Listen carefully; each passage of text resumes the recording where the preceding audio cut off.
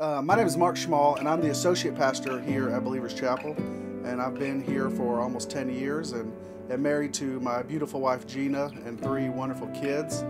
Here at Believers Chapel, I oversee our assimilation program, which helps new people or guests get plugged in along with people who've been coming here for a while. I also oversee our life group ministry and our Sunday morning equipping ministry. My heart's passion is just helping people get invested in what we do here, so that church isn't just a place that we attend on a Sunday morning, but that we understand our role and importance of investing in one another and in the world. When I was 14 years old, I had moved to Tennessee and really struggled with the move.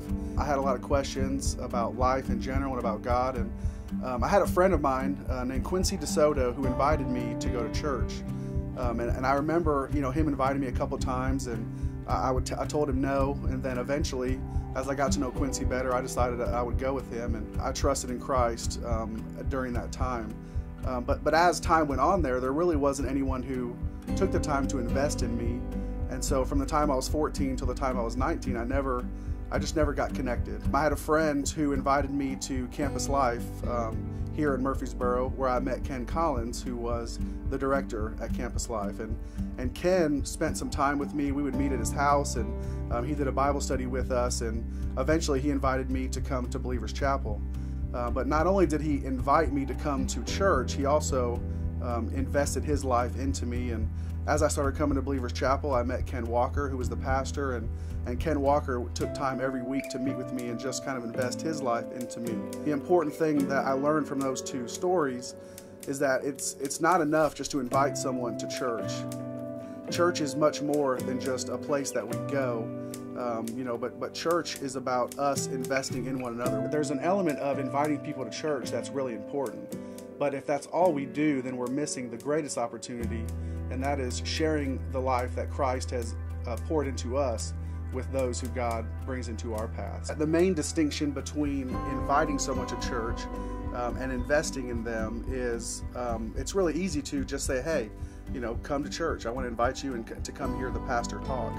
But what we miss out is that God has called us to invest in people, to be able to sit down with them and look at the Bible.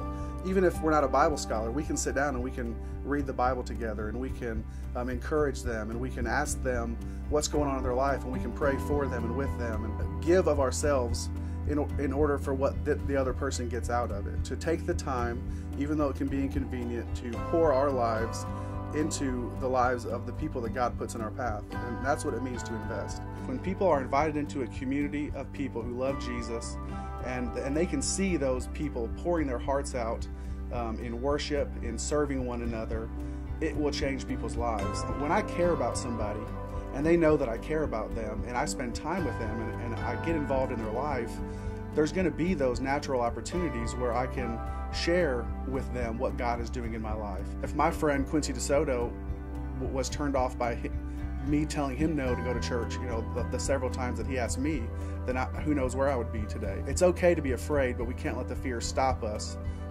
from doing what God has called us to do. And every day we have that opportunity. Are we going to take that opportunity, or are we going to focus on ourselves, or focus on things that don't matter as much? I wouldn't be who I was today if it wasn't for those men who not only invited me, but also invested in me.